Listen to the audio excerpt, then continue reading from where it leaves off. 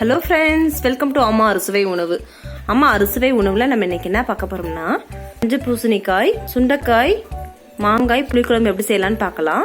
மாங்காய், சுண்டைக்காய், மஞ்சள் பூசணிக்காய் புளிக்குழம்பு செய்வதற்கு தேவையான பொருட்கள்: ஒரு கப்பில் சின்ன வெங்காயம் எடுத்து வச்சிருக்கோம், அரை மூடி தேங்காய் துருவியது, ஒரு பெரிய கட்டி பூண்டை உரிச்சு வச்சிருக்கோம், பவுலில் மஞ்சள் பூசணிக்காய் எடுத்து வச்சிருக்கோம், அது சின்ன சின்ன பீஸாக கட் பண்ணிட்டு வந்திருக்கோம், 2 ஸ்பூன் மல்லித்தூள், 1 ஸ்பூன் மிளகாய் தூள், மஞ்சத்தூள் 1/4 ஸ்பூன், ஒரு பவுலில் சுண்டைக்காவை தட்டி ஒரு பவுல் எடுத்து வச்சுருக்கோம், எலுமிச்சை அளவு புளி, 2 தக்காளி, ஒரு மாங்காவை நம்ம கட் பண்ணிட்டு வந்திருக்கோம்.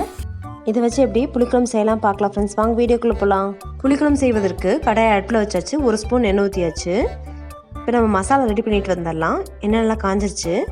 இப்போ வெங்காயம் போட்டுக்குங்க. வெங்காயத்தை போட்டு அதையும் ஃபுல்லாக நல்லா வதக்கி விட்டுக்குங்க. 2 தக்காளி போட்டுக்கலாம். 2 தக்காளி போட்டு அதே ஃபுல்லாக நல்லா வதக்கி விட்டுக்குங்க. தக்காளி வெங்காயம் வதக்கிறதுக்காக சிறு உப்பு போட்டுக்குங்க. உப்பு போட்டு அதே ஃபுல்லாக நல்லா வதக்கி விட்டுக்குங்க. வெங்காயம் தக்காளி ஃபுல்லாக நல்லா வதங்கிருச்சு. இப்போ நம்ம மிளகாய் தூள் போட்டுக்கலாம், மல்லித்தூள் போட்டுக்குங்க, மஞ்சத்தூள் போட்டுக்குங்க. எல்லாத்தையும் ஃபுல்லாக நல்லா வதக்கி விட்டுக்குங்க. தேங்காய் போட்டுக்கலாம். தேங்காய் போட்டு அதே ஃபுல்லாக வதக்கி விட்டுக்குங்க. அடுப்பு ஆஃப் பண்ணிவிட்டு ஆறுன பிறகு மிக்ஸி ஜாரில் போட்டு அரைச்சிட்டு வந்துடலாம்.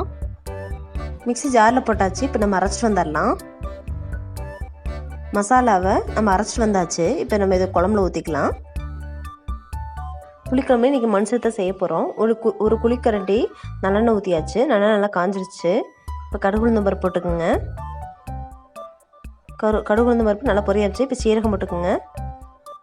வெந்தயம் 1/2 ஸ்பூன் போட்டாச்சு. கருவேப்பிலை போட்டாச்சு.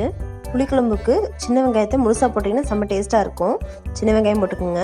ஒரு கைப்பிடி அளவு சின்ன வெங்காயம், அதை ஃபுல்லாக நல்லா வதக்கி விட்டுக்கலாம். இப்போ பூண்டு போட்டுக்கலாம். பூண்டு போட்டு அதை ஃபுல்லாக நல்லா வதக்கி விட்டுக்குங்க. பூண்டு வெங்காயம் வதங்கிருச்சு. இப்போ நம்ம சுண்டைக்காய் போட்டுக்கலாம். சுண்டைக்காய் போட்டு அதை ஃபுல்லாக நல்லா வதக்கி விட்டுக்குங்க. எண்ணெயில் ஃபுல்லாக நான் வதக்கிறப்ப சுண்டைக்காய் நல்லா வெந்துடும். தட்டு போட்டு நம்ம மூடி வச்சுக்கலாம். ஒரு 5 நிமிஷம் கழிச்சு பார்க்கலாம் எப்படி வெந்திருக்குன்னு. 5 நிமிஷம் ஆயிடுச்சு. இப்போ மூடி ஓப்பன் பண்ணிக்கலாம். சுண்டைக்காய் நல்லா வெந்திருக்கு. இப்போ மஞ்சள் பூசணிக்காய் போட்டுக்கலாம். மஞ்சள் பூசணிக்காய் ஃபுல்லாக நல்லா வதக்கி விட்டுக்குங்க. தேவையான உப்பு போட்டுக்குங்க. நம்ம மசாலா வதக்கிறப்பயே சிறிது உப்பு போட்டிருக்கோம். இப்போ குழம்புக்கு தேவையான உப்பு போட்டுக்குங்க. போட்டு எல்லாத்தையும் ஃபுல்லாக நம்ம வதக்கி விட்டுக்குங்க. இப்போ புளிக்கரைசை ஊற்றிக்கலாம்.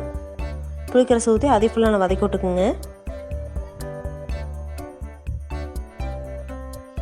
இப்போ அரைச்சி வச்சு மசாலா ஊற்றிக்கலாம். மசாலா ஃபுல்லாக ஊற்றின பின்னா அதே ஃபுல்லாக நம்ம வதக்கி விட்டுக்குங்க. சுண்டைக்காய் புளிக்குழம்பு வச்சுருப்பாங்க. இது ரொம்ப டிஃப்ரெண்ட் டேஸ்ட்டாக இருக்கும். சுண்டைக்காய், மாங்காய், மஞ்சள் பூசணிக்காய் இது 3மே நம்ம சேர்த்து போட்டிருக்கோம். செம்ம டேஸ்ட்டாக இருக்கும். இப்போ குழம்பு நல்லா வேகட்டும். நம்ம குழம்பு வெந்தோடனே நம்ம மாங்காய் போட்டுக்கலாம். குழம்பு வேகிறக்கா 5 நிமிஷம் மூடி போட்டு மூடி வச்சுக்கலாம். 5 நிமிஷம் ஆயிடுச்சு. மூடி ஓப்பன் பண்ணிக்கலாம். அப்புறம் குழம்பு நல்லா கொதிச்சிருச்சு. இப்போ நம்ம மாங்காய் போட்டுக்குங்க. மாங்காய் போட்டோன்னே ஃபுல்லாக ஒரு கரண்டி போட்டு நல்லா மிக்ஸ் பண்ணி விட்டுக்குங்க. மாங்காய் வேகிறதுக்காக நம்ம ஒரு 5 நிமிஷம் மூடி போட்டு மூடி வச்சுக்கலாம்.